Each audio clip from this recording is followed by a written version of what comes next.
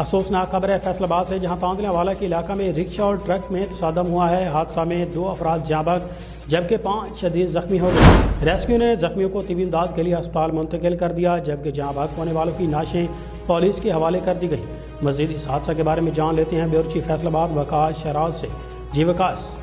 آج بالکل یہ تانے والا کا علاقہ جہاں پر رکشے اور ٹرک میں خوفناک تصادم ہوا۔ حادثے میں 2 افراد جاں بحق، 5 افراد جو زخمی ہوئے ہیں۔ ریسکیو 122 نے طبی امداد کے لیے جو زخمیوں کو اسپتال منتقل کر دیا۔ جاں بحق ہونے والوں کی لاشیں جو ہے پولیس کے حوالے کر دی گئی ہیں۔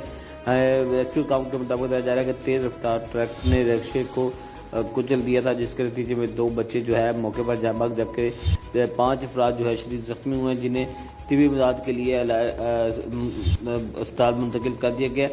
ریسکیو کام کے مطابق بتایا جا رہا ہے کہ 5 زخمیوں میں بھی 2 افراد کی حالت تشویشناک بتائی جا رہی ہے۔ چیف بہت شکریہ وکاس شراز، آپ ہمیں تفصیلات سے آگاہ کر رہے تھے۔ جلال پور پیروالا میں